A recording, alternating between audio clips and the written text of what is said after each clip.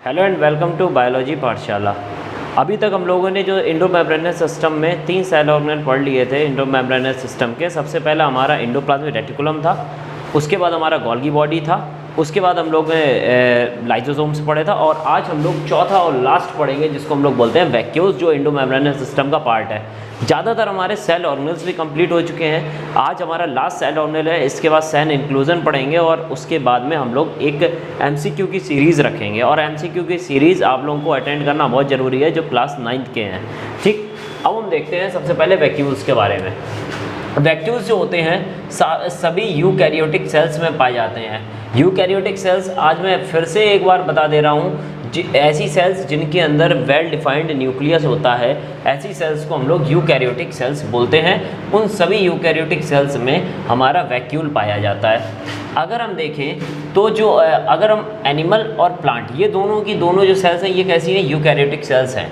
Animal cell में देखें तो स्मॉल साइज़ के वैक्यूल्स पाए जाते हैं। मतलब कि सेल में अगर हम देखें तो सेल के बीचों बीच न्यूक्लियस और ऐसे पैचेस के रूप में वैक्यूल्स पड़े हुए होते हैं। ऐसे इस तरीके से वैक्यूल्स पड़े हुए होते हैं जो स्मॉल साइज होते हैं और साइटोप्लाज्म में फ्रीली पड़े रहते हैं। लेकिन अगर हम प्लांट के केस में देखते हैं तो प्लांट के केस में एक सेंट्रली अरेंज्ड बिल्कुल वैक्यूल होता है और इसी वैक्यूल के कारण न्यूक्लियस सेंटर में ना होकर प्लांट में कहाँ होता है, कुछ ऊपर साइड में प्रेजेंट होता है। तो एनिमल के केस में स्मॉल साइज्ड जो होते हैं पूरे साइटोप्लाज्म में इरेगुलरली पड़े हुए होते हैं, जबकि प्लांट के अंदर एक लार्ज सेंट्रल वैक्यूल होता है और इसी लार्ज सेंट्रल वैक्यूल को कभी कभी क्या बोलते हैं हम लोग, सैप वैक्यूल भी बोलते हैं। प्लांट सेल का अगर हम लोग देखें, प्लांट सेल का अगर अंदर वाला एरिया देखें तो ये 100% में से 90% जो एरिया है वो किसके द्वारा कवर किया जाता है, सेंट्रल वैक्यूल के द्वारा कवर किया जाता है। तो ये तो हम लोगों ने एक्रेंस की बात कर ली इसके वैक्यूल्स के। अब हम लोग वैक्यूल्स के स्ट्रक्चर की बात करते हैं। अगर हम वैक्यूल के स्ट्रक्चर को देखें तो वैक्यूल का जो स्ट्रक्चर या दो पार्ट से मिलकर बनता है। पहला पार्ट जो होता है टोनोप्लास्ट और दूसरा पार्ट क्या होता है हमारा सेल सैप। मतलब कि एक सेल की लेयर, मतलब एक वैक्यूल की अगर मेम्ब्रेन बोले तो मेम्ब्रेन ही हमारी क्या है, टोनोप्लास्ट है। क्योंकि ये लिविंग मेम्ब्रेन है इसीलिए यहाँ पर प्लास्ट वर्ड का यूज़ हुआ है। उसके बाद में इसके अंदर जो कुछ भी लिक्विड भरा हुआ होता है उसी को हम लोग क्या बोल देते हैं, सेल सैप बोल देते हैं। अब हम लोग टोनोप्लास्ट के बारे में बात करते हैं। जैसा मैंने आपको बताया वैक्यूल की जो सबसे बाहर वाली लेयर होती है, जो आउटर लेयर होती है, जो कैसी होती है, सबसे पहली बात तो आउटर होती है, उसके बाद में कैसी होती है, सिंगल होती है और प्लस कैसी होती है, सेमी परमिएबल होती है। मतलब कि अगर ये मान लीजिए एक सेल है, इस सेल के अंदर कोई भी मटेरियल को इसके अंदर पहुंचना है तो ये ज़रूरी नहीं है कि सारे मटेरियल इस वैक्यूल के अंदर पहुंच जाएं या फिर इस वैक्यूल से सारे मटेरियल्स जो है वो एट अ टाइम बाहर आ जाएं। इसके लिए हम लोगों को इस मेम्ब्रेन की परमिशन लेनी पड़ती है और जब हम लोग मेम्ब्रेन की परमिशन लेते हैं, परमिशन के बाद कोई भी मॉलिक्यूल अंदर आएगा और अंदर से बाहर जाएगा, ऐसी मेम्ब्रेन को हम लोग क्या बोल देते हैं, सेमी परमिएबल बोलते हैं। अब बात करते हैं सेल सैप की। इस मेम्ब्रेन के अंदर वैक्यूल के जितना भी लिक्विड मटेरियल प्रेजेंट होता है वो सारा का सारा जो हमारा है वो क्या कहलाएगा, हमारा सेल सैप। इसके अंदर कुछ भी प्रेजेंट हो सकता है, चाहे तो एल्कलॉइड प्रेजेंट हो सकते हैं, अमीनो एसिड्स प्रेजेंट हो सकती हैं, प्रोटीन्स प्रेजेंट हो सकते हैं, कई सारे पिगमेंट भी प्रेजेंट हो सकते हैं। तो सारी की सारी चीज़ें जो हमारी प्रेजेंट होती हैं, जो सेल के लिए इम्पॉर्टेंट है, वो सारी की सारी कहाँ प्रेजेंट होती हैं, सेल सैप में प्रेजेंट होती हैं। इस वैक्यूल के कोई एक पर्टिकुलर टाइप्स नहीं होते हैं, लेकिन फंक्शन और कंटेंट के बेस पर इस वैक्यूल को हम लोगों ने 4 पार्ट में पढ़ेंगे। पहला सैप वैक्यूल है, दूसरा फूड वैक्यूल है, तीसरा कॉन्ट्रैक्टाइल वैक्यूल है, फोर्थ हमारा हो जाता है गैस वैक्यूल हो जाता है। ठीक, अब जैसे हम पहले की बात करते हैं सैप वैक्यूल की, क्योंकि यहाँ पर हम लोगों ने सेल सैप पढ़ा हुआ है, इसके मतलब कि यहाँ पर जो कुछ भी फिल होगा ये नॉर्मल जो होता है, नॉर्मल वैक्यूल की तरह होगा कि एक मेम्ब्रेन है, मेम्ब्रेन के अंदर कई सारा मटेरियल है और जैसे मान लो कार्बोहाइड्रेट, प्रोटीन या सब कुछ प्रेजेंट है, वो किस फॉर्म में है, सॉल्यूशन फॉर्म में है।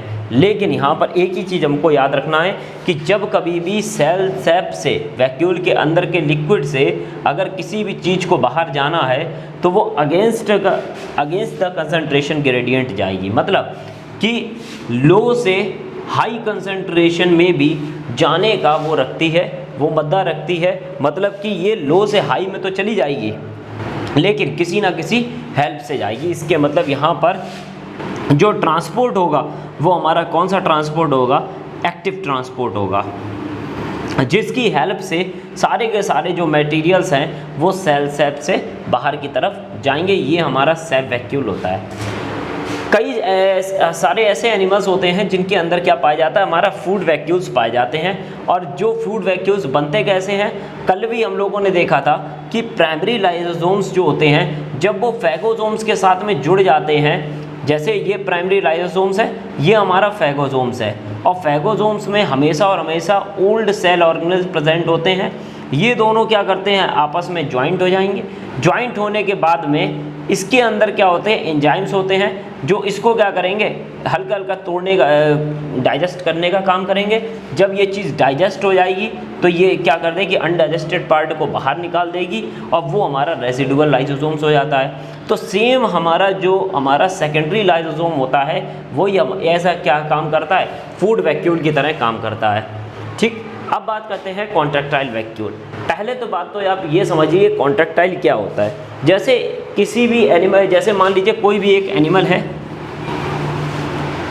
जैसे हम फ्रेश वाटर, सबसे पहले ये समझिए फ्रेश वाटर क्या होता है। दो तरह के वाटर होते हैं, एक हमारा सी वाटर होता है और एक हमारा रिवर वाटर होता है। जो भी स्ट्रीम है, जो भी वाटर स्ट्रीम की फॉर्म में है, मतलब कि रेगुलर कंटिन्यू बहता रहता है, वो वाटर हमारा कैसा होता है? फ्रेश वाटर होता है। उसके अलावा जो भी वाटर होता है वो हमारा कैसा है? सी वाटर के फॉर्म में हम लोग पढ़ते हैं। अभी इसमें कई सारे टाइप्स होते हैं, ये आपको 9th में अभी नहीं देखना है, अभी केवल इतनी चीज़ देखनी है कि हमारा फ्रेश वाटर। इस रिवर स्ट्रीम में पाए जाने वाले जितने भी प्रोटोजोन्स होते हैं, जैसे कि हमारा हो गया अमीबा, क्योंकि ये पानी में रहता है तो लगातार बॉडी के अंदर क्या आता रहता है? पानी आता रहता है, एंटर करता रहता है। अब एक चीज़ आप सोचिए, अगर लगातार इसमें पानी एंटर होगा तो एक ना एक टाइम ये हो जाए इसके अंदर पानी का अमाउंट ज़्यादा हो जाएगा, जो सेल वॉल को क्या कर सकता है? फाड़ भी सकता है। तो क्या होता है कि अब इससे पानी को बाहर निकालना है कैसे भी करके। तो अमीबा में एक वैक्यूल पाया जाता है जिसको हम लोग क्या बोलते हैं? Contractile vacuole. ये कॉन्ट्रैक्टाइल वैक्यूल क्या करता है? जितना भी अंदर पानी होता है इसको क्या कर देता है? सेल से बाहर निकाल देता है। तो जितना यूजफुल में पानी होगा उसको रोकेगा और बाकी जितना भी पानी होगा वो सेल से बाहर निकाल दिया जाएगा। यही प्रोसेस क्या कहलाती है? हमारी ऑस्मोरेगुलेशन कहलाती है। जितना भी हमारा जो वेस्टफुल कंटेंट होता है, जितना भी वेस्टफुल कंटेंट होगा उसको भी बॉडी से बाहर निकालने के लिए जिसका ज़रूरत होगा उसको भी हम लोग किसके अंदर अगर देखते हैं? कॉन्ट्रैक्टाइल वैक्यूल के अंदर देखते हैं। ठीक, फिर बात करते हैं हम लोग गैस वैक्यूल्स की। गैस वैक्यूल्स किस में पाए जाते हैं? गैस वैक्यूल्स कुछ प्रोकैरियोट्स में पाए जाते हैं। अगर हम देखें कुछ प्रोकैरियोट्स के अलावा अगर हम देखें तो जैसे ब्लू ग्रीन एल्गी, इन सब के अंदर जो होता है वो हमारा क्या पाया जाता है? गैस वैक्यूल्स पाए जाते हैं।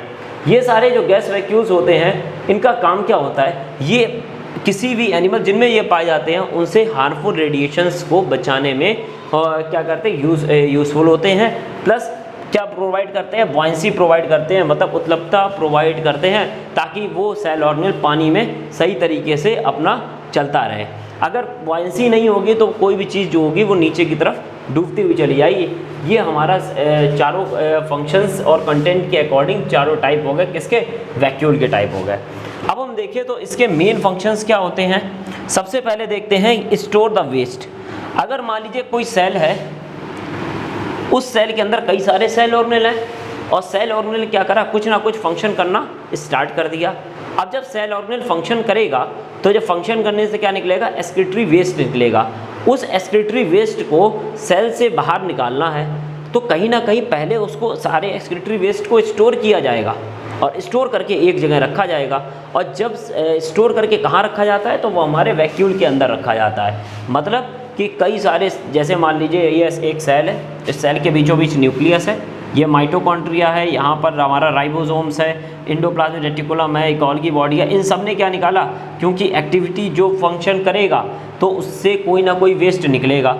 कई सारे वेस्ट जो है वो सारे के सारे इकट्ठे हो गए आकर एक वैक्यूल के अंदर, और इसी वैक्यूल ने क्या किया, जितने भी कचरा है उसको स्टोर करने का काम कर दिया, और एक टाइम आएगा इस कचरे को सेल से बाहर निकाल दिया जाएगा। तो ठीक है, तो स्टोर करती है किसको, वेस्ट को। उसके बाद और क्या काम होता है, वाटर को स्टोर करना, पिगमेंट, कई सारे पिगमेंट होते हैं उनको स्टोर करना, फूड मटेरियल को स्टोर करना, मिनरल को स्टोर करना, ये सारे काम किसके हो गए, हमारे वैक्यूल्स के हो गए। उसके बाद अगर सेल को कभी भी ग्रोथ करना है, अगर सेल को कभी भी ग्रोथ करना है तो सेल को ग्रोथ करने के लिए ये क्या करते हैं, वैक्यूल अपना साइज़ को बढ़ाता है।